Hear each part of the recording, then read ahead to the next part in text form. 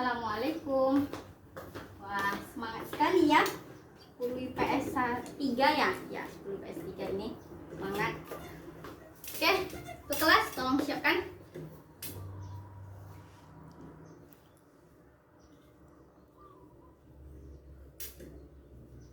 Oke, karena sudah siap, sudah berdoa, kita langsung saja mulai proses pembelajaran.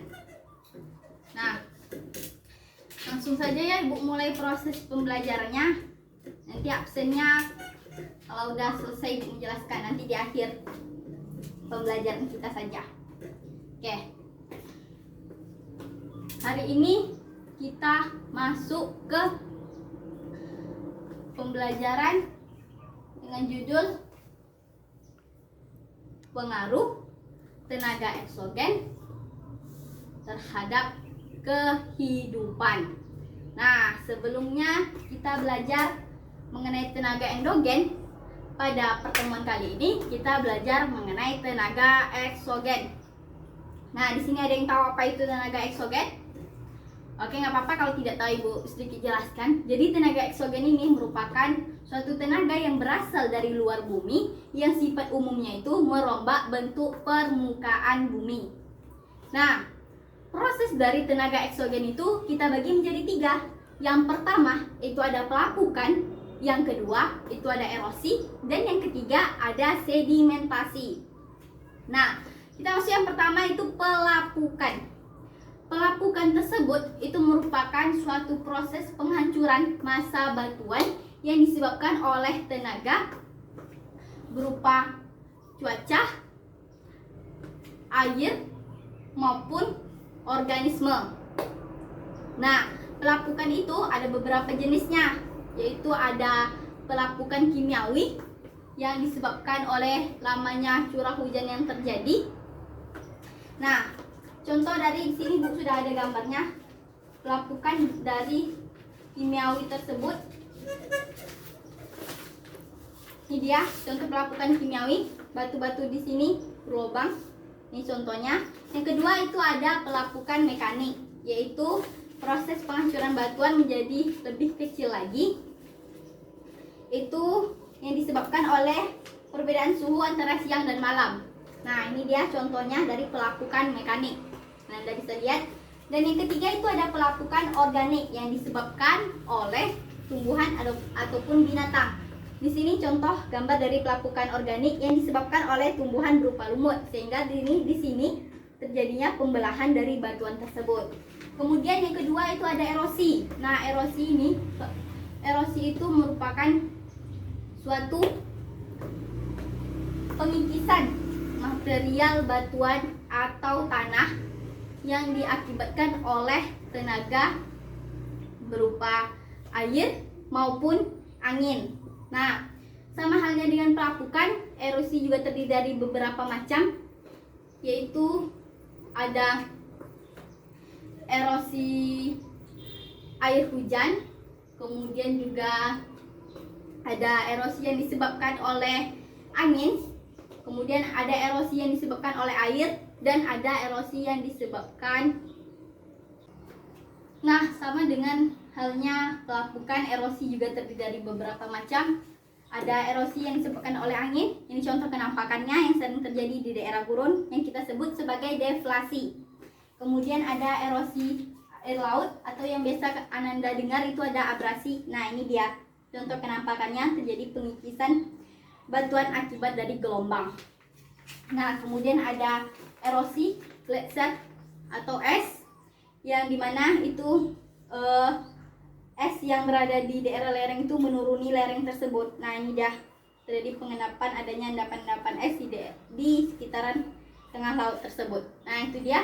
Dan yang proses yang ketiga dari tenaga eksogen itu adalah sedimentasi. Nah, sedimentasi itu sama halnya dengan pelapukan maupun erosi, juga terdiri dari beberapa macam. Ada sedimentasi yang disebabkan oleh angin. Ini contoh penampakan alamnya. Ini gumuk pasir yang sering juga terjadi di daerah gurun. Kemudian ada erosi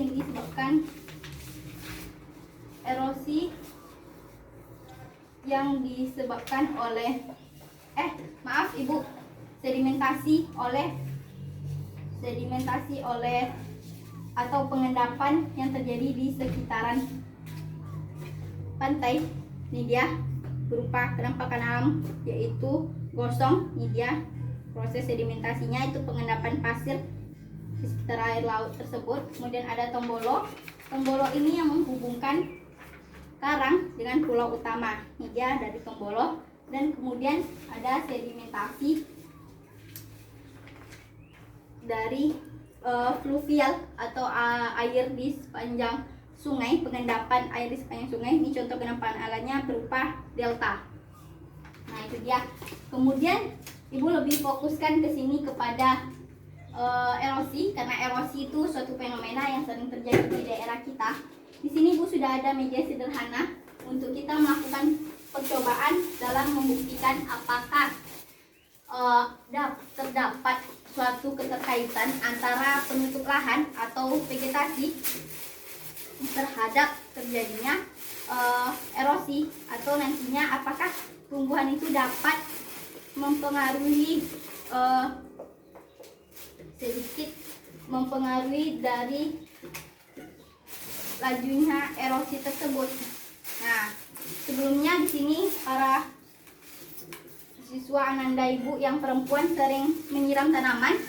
Nah, ya, pasti Ananda akan melihat di situ ketika tanaman disiram akan keluar partikel-partikel tanahnya setelah disiram tersebut. Nah, itu salah satu bentuk dari erosi, tapi masih dalam skala yang kecil. Nah, di sini kita akan melakukan percobaan karena Ananda pernah mendengar suatu yang sering dikatakan orang kalau tumbuhan itu dapat mencegah terjadinya erosi, dapat mencegah terjadinya banjir, longsor. Nah, di sini kita akan coba membuktikan, karena penjelasan saja tidak cukup, tentu harus ada pembuktiannya. Jadi benar tidak yang dikatakan orang-orang tersebut kalau tumbuhan itu memang dapat mencegah lajunya erosi. Nah, ini dia. Ini suatu percobaan yang sederhana. Ibu praktekkan, Ibu lihatkan ke Ananda semua.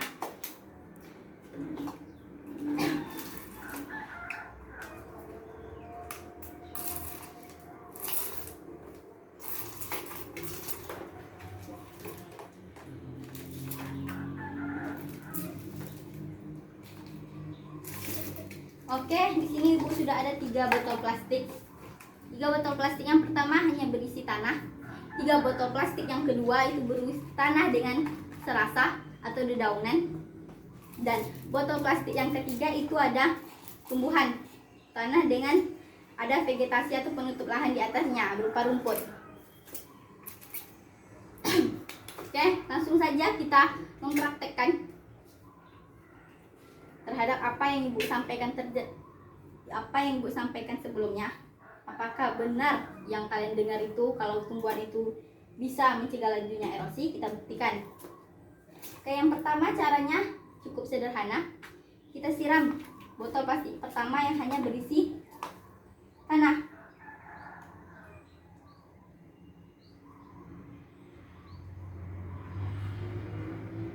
Oke, kita coba merengkan sedikit.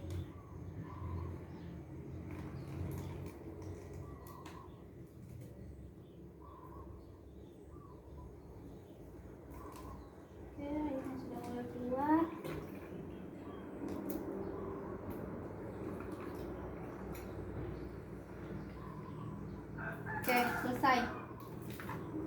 Kita taruh dulu sampelnya. Yang kedua, botol plastik yang kedua, tanah dengan serasa atau dedaunan.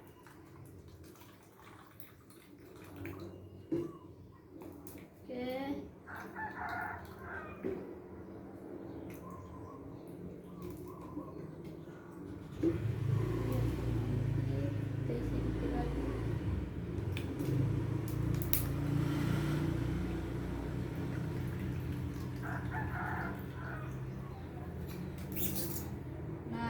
Dan botol plastik yang ketiga berisi tanaman.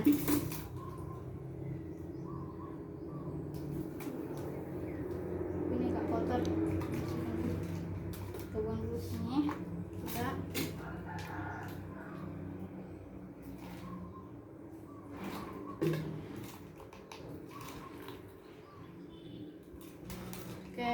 selesai. Nah, jadi di sini Ananda bisa lihat terdapat perbedaan dari setiap sampel, di mana pada sampel pertama dengan botol plastik yang berisi tanah itu terdapat kekeruhan air karena tanah-tanah tersebut dibawa oleh aliran air tersebut. Nah, di sini sudah salah satu terjadinya erosi berupa erosi intensif, yaitu di mana ketika aliran air tersebut dialiri dan ketika dialiri tanah-tanah tersebut akan terbawa oleh air tersebut, makanya airnya menjadi keruh. Kemudian yang kedua, sedikit keruh tapi lebih jernih dibandingkan botol plastik yang pertama. Nah, ini dia sampelnya.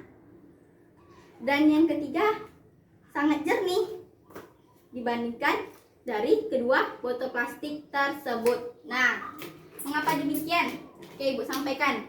Pada botol plastik yang pertama, itu tidak adanya penutup lahan atau tumbuhan di atas tanah tersebut, sehingga terjadinya suatu erosi, yaitu erosi intensif, sehingga sampel atau air yang berada pada botol plastik pertama ini menjadi keruh. Yang kedua, lebih jernih dibandingkan yang pertama karena di sini adanya serasa. Jadi ternyata serasa sedikit dapat meminimalisirkan terjadinya erosi karena airnya tidak begitu keruh dibandingkan dengan botol plastik yang pertama. Dan yang ketiga itu sangat jernih.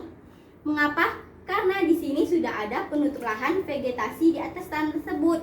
Jadi memang benar adanya apa yang Ananda dengar bahwa tumbuhan itu dapat mengurangi laju erosi, dapat mengurangi longsor, banjir. Ternyata benar, karena di sini airnya itu menjadi jernih. Berarti memang benar adanya bahwa penutup lahan atau suatu vegetasi itu dapat mengurangi lajunya erosi. Oke, berarti kesimpulannya itu dia, kalau suatu vegetasi itu dapat mengurangi lajunya erosi. Kemudian ternyata serasa juga dapat sedikit meminimalisirkan terjadinya erosi. Oke, berarti percobaan kita berhasil ya. Tepuk tangan untuk kita semua. Alhamdulillah. Oke, dari sini kita belajar bahwasannya suatu penghijauan itu perlu adanya. Jadi tidak perlu dalam lingkup yang besar, cukup dalam lingkup diri kita sendiri. Marilah kita semuanya melakukan penghijauan di sekitar lingkungan kita, di rumah kita, di pekarangan rumah kita melakukan penghijauan dengan menanam tumbuhan sesuai selera masing-masing. Agar apa? Agar alam kita terjaga dari suatu bencana, yaitu bencana erosi. Oke, berarti pembuktiannya sudah benar. Jadi percobaan kita benar adanya, terbukti kalau vegetasi itu dapat mengurangi lajunya erosi. Alhamdulillah kita ucapkan. Nah, itu dia materi kita pada kali ini terkait dengan proses eksogen terhadap kehidupan di permukaan bumi. Oke, Ibu rasa sudah cukup, juga sudah Ibu jelaskan macam-macamnya, pengertiannya, maksudnya seperti apa, dan sudah Ibu buktikan melalui media sederhana tersebut, media sederhana ini. Oke, sekian pembelajaran kita pada hari ini. Ibu harap semuanya mengerti terhadap apa yang Ibu sampaikan, terhadap apa yang Ibu praktekkan, dan mari kita melakukan penghijauan. Sekian pembelajaran kita pada hari ini. Terima kasih untuk semuanya, semangat kalian, motivasi belajar kalian harus ditingkatkan. Ibu sebagai manusia biasa, pasti ada kesalahan dalam penyampaian kata atau adanya suatu kesalahan-kesalahan lain yang Ibu lakukan kepada Ananda. Ibu mohon maaf. Ibu tutup pembelajaran kita pada hari ini. Assalamualaikum warahmatullahi wabarakatuh.